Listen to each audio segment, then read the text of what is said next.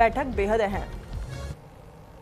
महिला आरक्षण बिल पर बीजेपी का देशव्यापी आंदोलन, विपक्ष के खिलाफ पूरे देश में सड़कों पर उतरेगी बीजेपी। दिल्ली के बीजेपी मुख्यालय में महिला सांसदों संघ बैठक भी बुलाई गई है। बैठक में बीजेपी के राष्ट्रीय अध्यक्ष, संगठन मंत्री मौजूद और बैठक में महिला मोर्चे की बड़ी पदाधिकारी भी शामिल हुए हैं। दोपहर में स्मृति ईरानी करेंगी प्रेस कॉन्फ्रेंस। तो लगातार अब मोर्चा बीजेपी की तरफ से खोलते हुए, एनडीए की तरफ से खोलते हुए और अब विपक्ष को लगातार घेरने का काम यहां पर किया जा रहा है। तो संसद के बाद सड़क पर महिला आरक्षण का संग्राम देखने को मिल रहा है और ये कल रात की तस्वीरें भी आपको दिखा रहे हैं कि महिला सड़कों पर हाथों में तख्तियां, बैनर, पोस्टर्स लेकर विपक्ष के खिलाफ जमकर नारेबाजी की गई है। और बिल गिरने के पर जो है विपक्ष को घेरने का पूरा प्लान तैयार एनडीए की तरफ से किया गया है। एनडीए देश भर में प्रदर्शन कर रही है और BJP on women's reservation bill जैसे ही गिरा उसके बाद से ही महिला आरक्षण बिल को लेकर अब यहाँ पर एक तबके में नाराजगी भी देखने को मिल रही है और एनडीए की तरफ से खास तौर पर रणनीति तैयार की जा रही है कि कैसे विपक्ष को घेरना है। तो नारी शक्ति वंदन अधिनियम के संशोधन बिल को लेकर संसद के बाद अब सड़क पर भी संग्राम छिड़ चुका है। लोकसभा में मोदी सरकार का 131वां संशोधन बिल पारित नहीं करा पाई है और बिल के पक्ष में 298 तो वही विपक्ष में 230 वोट ही पड़े हैं, जबकि बिल पास होने के लिए 2/3 352 वोटों की जरूरत थी। लोकसभा में बिल के पास न होने के बाद अब बीजेपी ने सड़कों पर जंग छेड़ने का ऐलान कर दिया है और पार्टी विपक्ष द्वारा महिला आरक्षण बिल का विरोध करने का मुद्दा पूरे देश भर में जोर शोर के साथ उठा रही है। महिला आरक्षण जुड़े तीनों बिलों के लिए मोदी सरकार ने संसद का 3 दिवसीय विशेष सत्र बुलाया था और बिल पास हो जाता तो लोकसभा और राज्य विधानसभाओं में महिलाओं को 33% आरक्षण मिलता। इन बिल में विवाद की जड़ परिसीमन था, जिसका विपक्ष की तरफ से बार बार विरोध किया जा रहा था। और अब एनडीए की तरफ से खास तौर पर बैठक और कल से ही बैठकों का दौर शुरू हो चुका है और आज दोपहर में स्मृति ईरानी प्रेस कॉन्फ्रेंस करेंगी। सहयोगी पंकज हमारे साथ जुड़ चुके हैं। पंकज, महिला आरक्षण बिल पास नहीं हुआ, अब सड़कों पर संग्राम देखने को मिल रहा है, खास रणनीति एनडीए की तरफ से तैयार किया गया।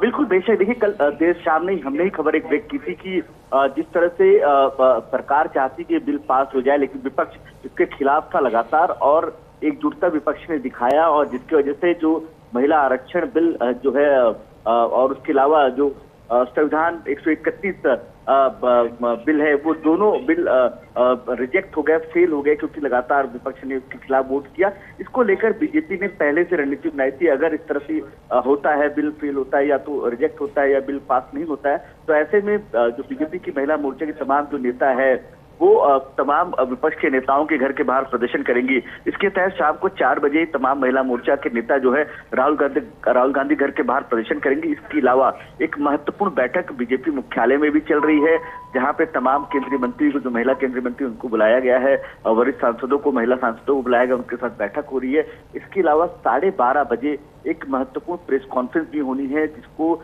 स्मृति ईरानी प्रेस कॉन्फ्रेंस करेगी। साथ में रविशंकर प्रसाद जो है पूर्व केंद्रीय मंत्री, बीजेपी के वरिष्ठ नेता है, वो प्रेस कॉन्फ्रेंस करेंगे। और ये प्रेस कॉन्फ्रेंस और जो तमाम बैठकें हो रही है, इसलिए हो रही है कि लगातार जिस तरह से एक नैरेटिव बिल्डअप करने की कोशिश की जाएगी कि किस तरह से विपक्ष नहीं चाहता था कि महिलाओं को आरक्षण मिले और महिलाओं के फेवर में ये बिल जाए, तो ये इसको लेकर एक महत्वपूर्ण बैठक है। और माना जा रहा है कि पूरे देश भर में अलग अलग जगहों पर महिला सांसद जो है या महिला नेता जो है वो अपना विरोध प्रदर्शन करते नजर आएंगे। हमने कल भी देखा था कि कल जिस तरह से बिल संसद में जब वोटिंग के थ्रू जब रिजेक्ट हुआ, बिल हुआ, उसके बाद तमाम बीजेपी के वरिष्ठ नेता और महिला मोर्चा के नेता जो है अखिलेश यादव घर के बाहर भी प्रदर्शन करते नजर आए। उसके अलावा कई नेता, अपर्णा यादव जैसे तमाम नेताओं ने जो है। पंकज, एक चीज तो साफ है कि विपक्ष जो चाहता था सदन के अंदर हुआ वही, बिल जो है वो गिर गया, लेकिन दूसरी तरफ विपक्ष के लिए चुनौतियां भी बढ़ चुकी है क्योंकि अब एनडीए की तरफ से मोर्चा खोल दिया गया है। बिल्कुल बेशक, लेकिन दूसरी तरफ ये भी है कि कांग्रेस और विपक्षी नेता ये भी साफ तौर पर प्रेस कॉन्फ्रेंस करते नजर आ रहे हैं। वो भी इस बात की बिल्डअप करने को तैयार है कि सरकार की मंशा पहले से ही नहीं थी कि बिल को पास कराना, जब 2/3 मेजोरिटी नहीं थी, जब 2023 में जब तमाम मेजोरिटी के साथ जो है बिल पास हो गया, तो ऐसे में अब क्या समस्या थी, क्योंकि लगातार परिसमन को लेकर हो या इसके अलावा जिस तरह से जो अमेंडमेंट कई अमेंडमेंट होने से उसको लेकर जो है विपक्ष विरोध कर रहा था। तो कहीं ना कहीं नैरेटिव दोनों तरफ से बिल्डअप करने की कोशिश की जा रही है, लेकिन अब देखना होगा कि जनता किस तरह से किस फेवर में लेती है, क्योंकि लगातार बीजेपी अब मुखर होती नजर आ रही है और बार बार इस बात को कहती नजर आई। कल भी प्रधानमंत्री नरेंद्र मोदी ने ट्वीट किया, इसके अलावा नितिन नवीन ने ट्वीट किया, जेपी नड्डा हो, गृह मंत्री अमित शाह हो, कि जो है विपक्ष जो है महिला विरोधी है और वो नहीं चाहती कि महिलाओं को संसद और विधानसभा में जो है उनका राजनीतिक करियर आगे बढ़े और उनको एक नया प्लेटफॉर्म मिले। तो वो नहीं चाहती, इस तरह की नैरेटिव जो है वो लगातार बीजेपी बिल्डअप कर रही है। तो इसी तरह से आज देखिए कि लगातार जो 12:30 जो प्रेस कॉन्फ्रेंस होनी है, जो बैठकें हो रही हैं, वो साफ तौर पर दिखा रहा है कि वो बीजेपी के तमाम जो महिला मोर्चा के नेता हैं या महिला सांसद है वो विपक्ष को घेरने की कोशिश करते नजर बिल्कुल आएंगे। पंकज, और देखने वाली बात यही है कि विपक्ष की तरफ से भी क्या रणनीति आगे बनाई जाती है, नजर आप बनाए रखिएगा। फिलहाल के लिए बहुत शुक्रिया तमाम जानकारी के लिए।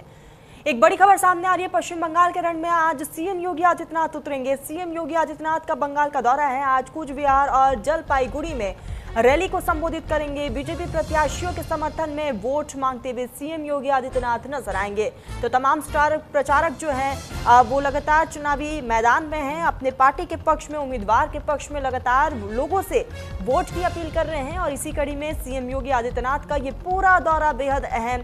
तो विधानसभा चुनाव में इस पूरे चुनाव को फतेह करने के लिए तमाम पार्टियों की तरफ से अपनी अलग अलग रणनीतियां और उन्हीं तमाम रणनीतियों पर पार्टी काम करती हुई, लेकिन बीजेपी की तरफ से एकाएक करके सीएम योगी आदित्यनाथ अब तक कई बार जनसभाएं कर चुके हैं।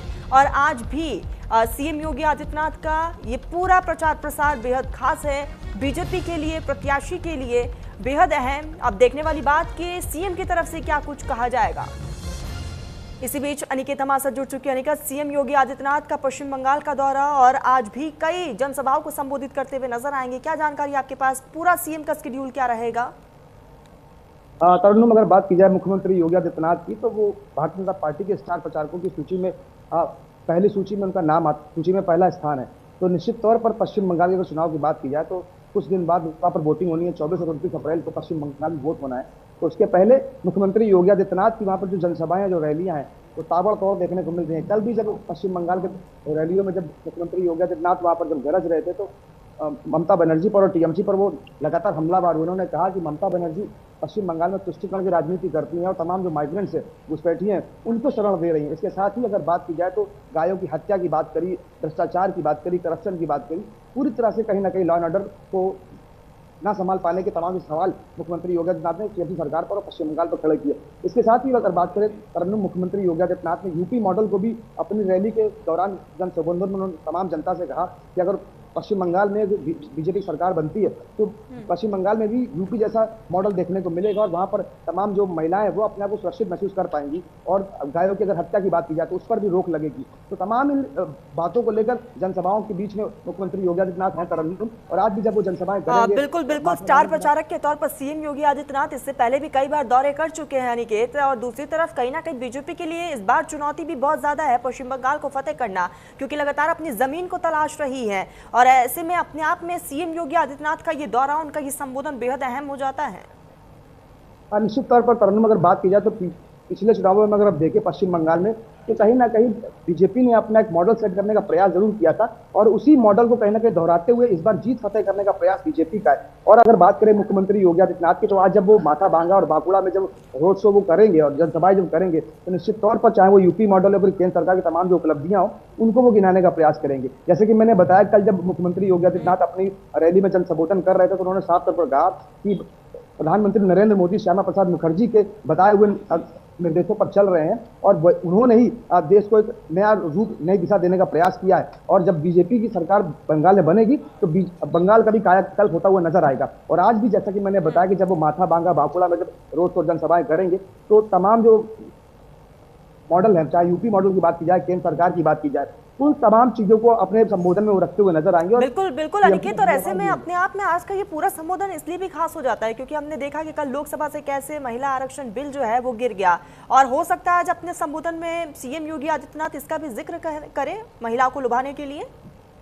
बिल्कुल, निश्चित तौर पर तरुण, अगर बात करें जिस तरह से विपक्ष का वॉकआउट हुआ इस पूरे बिल को लेकर, विपक्ष ने समर्थन अपना नहीं दिया, तो उस बात को लेकर कल भी देखने को मिला था राजधानी लखनऊ में जो महिला आयोग है वो समाजवादी पार्टी के कार्यालय पर पहुंचकर देर रात में प्रदर्शन उन्होंने अपना व्यक्त किया है। और लगातार दिल्ली में भी आज बड़ा आह्वान किया गया प्रदर्शन का। और आज जब मुख्यमंत्री योगी आदित्यनाथ जब जनसभाएं करेंगे पश्चिम बंगाल में, तो साफ तौर पर ये बताने का प्रयास करेंगे किस तरह से जो विपक्ष है वो महिला विरोधी है, महिलाओं को लेकर न केवल उनके जो विचार है वो असंतोष है, बल्कि महिलाओं के प्रति उनकी जो भावना है वो ठीक नहीं है। इन तमाम चीजों को कहीं ना कहीं आज वो मुख्यमंत्री योगी आदित्यनाथ अपनी जनसभा में कहीं ना कहीं बोलते हुए नजर आएंगे। और निश्चित तौर पर तीखा हमला आज टीएमसी पर और ममता बनर्जी पर आज मुख्यमंत्री योगी आदित्यनाथ बिल्कुल अनिकेत, और देखने वाली बात ये होगी कि सीएम योगी आदित्यनाथ अपने संबोधन में क्या कुछ कहते हैं। और क्योंकि लगातार माहौल बनाने का काम कर रहे हैं अपने पार्टी के पक्ष में, उम्मीदवार के पक्ष में, नजरिया बनाए रखिएगा। फिलहाल तमाम जानकारी के लिए बहुत शुक्रिया आपका।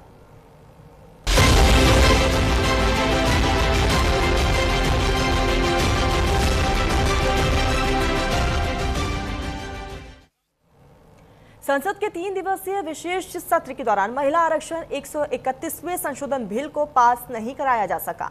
महिला आरक्षण और परिसीमन से जुड़े 3 बिलों के ऊपर शुक्रवार की शाम को हुई वोटिंग में पक्ष में सिर्फ 298 वोट ही पड़े, यानी कि 50% आबादी की उम्मीद को बड़ा झटका लगा है। बिल गिरने के बाद लोकसभा के स्पीकर ओम बिरला ने कहा कि कुल वोट 528 पड़े, जिनमें से इसके पक्ष में 298 और ना में 230 वोट पड़े। पहले राउंड में कुल 489 वोट पड़े, जिसमें पक्ष में 278 और खिलाफ में 211 वोट पड़े। इस बिल को 2/3 बहुमत यानी कि 352 वोटों की जरूरत थी, यानी जरूरत से 54 वोट कम पड़े। इससे पहले महिला आरक्षण विधेयक को लेकर लोकसभा में सत्ता पक्ष और विपक्ष के बीच तीखी बहस भी देखने को मिली। एक तरफ प्रधानमंत्री नरेंद्र मोदी ने सभी दलों से इस बिल का समर्थन करने की अपील की, तो वहीं विपक्ष ने इसे लेकर गंभीर आपत्ति जाहिर की। गृह मंत्री अमित शाह ने बिल गिरने के लिए कांग्रेस, तृणमूल कांग्रेस और अन्य विपक्षी दलों को जिम्मेदार ठहराया। अमित शाह ने सोशल मीडिया प्लेटफॉर्म एक्स पर पोस्ट कर कहा कि बिल गिर जाने पर जयनाद करना निंदनीय है। गौरतलब है कि ये बिल एक दिन पहले ही कानून मंत्री अर्जुन मेघवाल ने लोकसभा में पेश किया था। इस बिल पर लोकसभा में गुरुवार को 14 घंटे चर्चा हुई थी। सुबह 11 बजे से देर रात 1 बजे के बाद तक लोकसभा में बैठकें हुई। शुक्रवार को सुबह 11 बजे से लोकसभा में इस बिल पर चर्चा की शुरुआत हुई। शाम 6 बजे के बाद तक बिल पर चर्चा चली। प्रधानमंत्री नरेंद्र मोदी ने विपक्ष को क्रेडिट का ब्लैंक चेक देते हुए ये बिल पारित कराने में सहयोग की अपील की थी। पीएम मोदी ने वोटिंग से पहले एक्स पर पोस्ट कर सांसदों से अंतरात्मा की आवाज पर वोट करने की भी अपील की। यह अपील भी बेअसर साबित हुई। 2 तस्वीरें आपको दिखा रहे हैं। जैसे ये बिल गिरी तो राष्ट्रीय राजधानी दिल्ली और लखनऊ में महिलाओं की तरफ से विरोध जाहिर किया गया। सड़कों पर महिलाएं उतर गई और पोस्टर्स और बैनर्स लेकर विरोध जताया गया। तो संसद परिसर में विरोध। राष्ट्रीय राजधानी दिल्ली की तस्वीरें हैं। लखनऊ की हम तस्वीरें आपको दिखा रहे हैं कि किस तरीके से समाजवादी पार्टी, कांग्रेस का झंडा जलाया गया और समाजवादी पार्टी और कांग्रेस के खिलाफ महिलाओं का मोर्चा साफ तौर पर देखने को मिला। क्योंकि जिस बिल से महिलाओं को काफी ज्यादा उम्मीदें थी और वही बिल जब संसद में गिर जाता है तो उसके बाद सड़कों पर महिलाएं उतर आती हैं और लगातार विपक्ष के खिलाफ जमकर नारेबाजी भी की जाती है। उसी की ये 2 तस्वीर है। देर रात की तस्वीर दिल्ली में एक तरफ यहाँ पर महिलाओं ने हाथों में तख्तियां, बैनर, पोस्टर्स लेकर विपक्ष के खिलाफ जमकर नारेबाजी की। तो वही लखनऊ की ये तस्वीरें भी आपको दिखा रहे हैं, जहां कांग्रेस और साथ ही समाजवादी पार्टी का झंडा भी फूंका गया।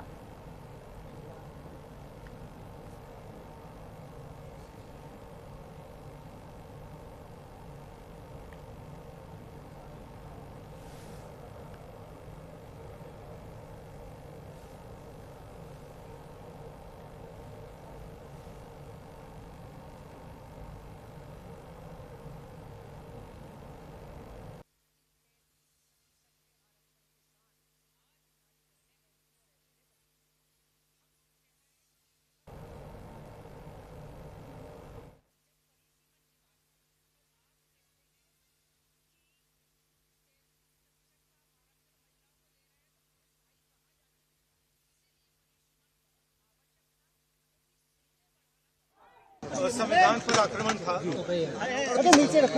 और इसको हमने हरा दिया। हमने क्लियरली बोला है कि ये महिला बिल नहीं है, ये हिंदुस्तान का राजनीतिक जो स्ट्रक्चर है, इलेक्टोरल स्ट्रक्चर है, उसको बदलने की कोशिश है।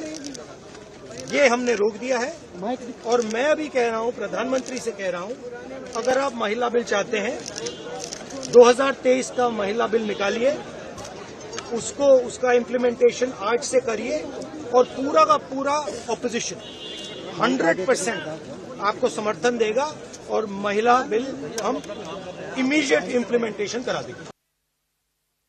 और हम महिला आरक्षण के पक्ष में हैं। महिलाओं को आरक्षण मिले, उनको सुरक्षा मिले, उनका सम्मान बढ़े, उनको स्थान मिले और लोकतंत्र में जो उनको स्थान मिलना चाहिए उसके पक्ष में। समाजवादी पार्टी या विपक्ष ने कोई भी महिला आरक्षण को लेकर के विरोध नहीं किया, लेकिन उसके साथ जो महिलाओं का हक अधिकार को हरण करना चाहते थे, वो लक्ष्मण रेखा ऐसी खींची विपक्ष ने, उस लक्ष्मण रेखा के बाहर नहीं आ पाए।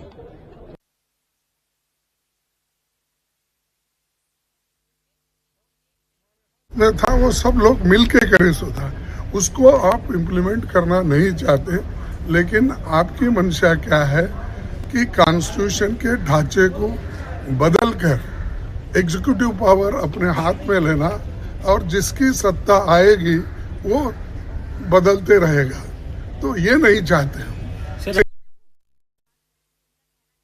ये देश के लोकतंत्र की बात थी, ये देश की अखंडता की बात थी। हम कभी इससे सहमत नहीं हो सकते कि आप इस महिला आरक्षण को इस तरह से परसीमन से जोड़े कि वो पुरानी जनगणना पर चले जिसमें ओबीसी शामिल भी नहीं है। तो ये मुमकिन ही नहीं था कि ये बिल पारित हो। और मेरे ख्याल से हमारे देश के लोकतंत्र के लिए, हमारे देश की अखंडता के लिए ये एक बहुत बड़ी चीज। ये पूरा वेल प्लान्ड है भारतीय जनता पार्टी द्वारा, क्योंकि वो जानते हैं कि समाजवादी पार्टी और सभी ऑपोजिशन पार्टीज ने मिलकर महिला आरक्षण बिल को 2023 में पास कराया था। लेकिन ये कहीं ना कहीं डिलिमिटेशन की एक्सरसाइज को ये लोग पूरे देश में लाना चाहते थे बिना जनगणना कराए, जो संविधान का प्रावधान है। और ये नहीं चाहते हैं कि देश संविधान से चले। जो समाजवादी पार्टी का और जो पूरा विपक्षी दल यही कह रहा है कि जो सत्ता दल है ये इतने मोह में ये अपनी कुर्सी छोड़ना नहीं चाहते। और क्योंकि इनका जनाधार अब खिसकता जा रहा है, क्योंकि जानते हैं कि जाने वाली सरकार है ये, तो ये महिलाओं का नाम लेके अपने आप को बचाने की कोशिश कर रहे हैं। हम देख सकते हैं किस तरह कोशिश ये की जा रही है। देखिए, जैसे प्रस्तुत किया जा रहा है और जिस तरीके से यहाँ पर नारे लगाए जा रहे थे महिला विरोधी, तो मैं समझती हूँ कि सत्ता पक्ष के लोग या तो पढ़ाई नहीं कर रहे हैं या शायद जागरूक नहीं है, क्योंकि ये महिला बिल के विरोध में आज वोटिंग थी नहीं। जो 2023 का जो असल महिला बिल है, नारी शक्ति वंदन अधिनियम, वो आज भी इंटैक्ट है, आज भी स्टैंडिंग है। ये उसके संदर्भ में जो अमेंडमेंट लाई गई थी जिसमें ये डिलिमिटेशन को अपने मन मुताबिक करने का इनका एजेंडा था, इलेक्टोरल मैप को देश के अपने हिसाब से चेंज करने का जो एजेंडा था वो फेल हुआ है और उसकी हमें खुशी है। हम महिलाओं के आड़ में हमारा नाम लेके हम नहीं चाहते कि बीजेपी अपनी राजनीतिक रोटियां सेके। इस देश की सबसे बड़ी पंचायत में यानी संसद में जो इस बिल का बहिष्कार हुआ है, जिस तरह से इस बिल को पास नहीं किया गया, ये नारी अस्मिता के विरोध का प्रदर्शन है। और मैं समझती हूँ भारत में जिस प्रकार का विपक्ष ने अपना चेहरा सामने लाने का काम किया है, नारी शक्ति इनको कभी माफ नहीं करेगी। विपक्ष ने आज एक बात पूरी तरीके से स्पष्ट कर दी है कि ये जो तथाकथित इंडिया अलायंस है ये एक्चुअल में एंटी विमेन अलायंस है। और आज सभी दलों ने विपक्ष के इसमें अपनी एकजुटता दिखाकर जो इस मुहिम को चलाने का काम किया है कि कुछ हो जाए, हम महिलाओं को संसद में नहीं आने देंगे, आधी आबादी का रिप्रेजेंटेशन यहाँ पे नहीं होने देंगे। ये इनकी उस सोच को दर्शाता है। भारत के महिलाओं को जो अधिकार देना था वो नहीं दे पाने से अगर कांग्रेस जश्न मना रहा है तो इससे बड़ा दुखद कुछ हो नहीं सकता है। महिलाओं का अधिकार और लोकसभा विधानसभाओं में महिलाओं को जगह देने के लिए इतना ऐतिहासिक महत्वपूर्ण विधेयक को अगर पारित नहीं होने दिया और उसमें जश्न मना रहे कांग्रेस और कुछ लोग, तो मैं मानता हूं कि भारत के महिलाएं कभी भी कांग्रेस पार्टी और विपक्ष पार्टियों को माफ नहीं करेगी।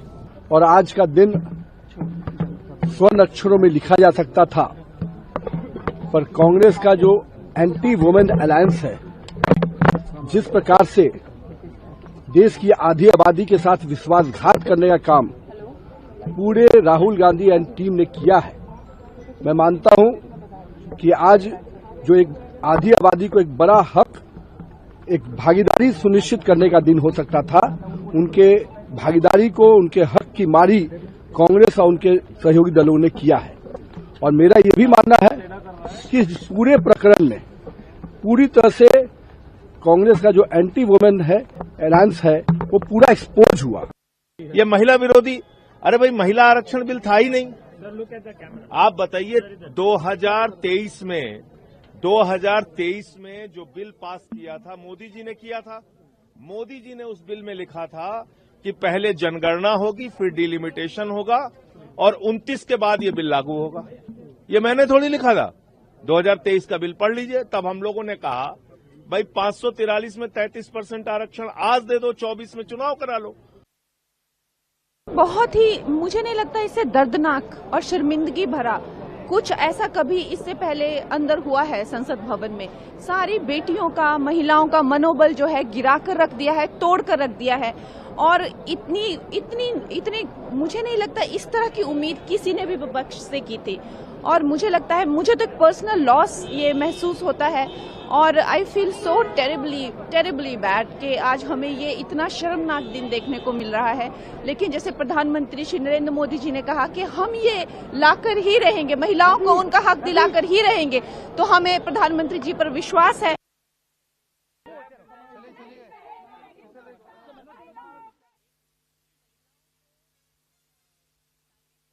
तो लगातार इस बीच जो है बयानबाजी का दौर भी देखने को मिल रहा है और दूसरी तरफ आज एनडीए की तरफ से भी मोर्चा खोल दिया गया है। विपक्ष को लेकर लगातार घेरने का काम किया जा रहा है। दूसरी तरफ विपक्ष का अपनी तरफ से साफ तौर पर तर्क है कि परिसीमन को इसमें ऐड करने से कहीं ना कहीं ये बिल जो है वो प्रभावित होता और इसीलिए यह साफ तौर पर राहुल गांधी का भी कहना रहा कि राजनीतिक स्ट्रक्चर को खराब करने की कोशिश है सरकार की और इसीलिए ये बिल जो है वो पास नहीं हुआ।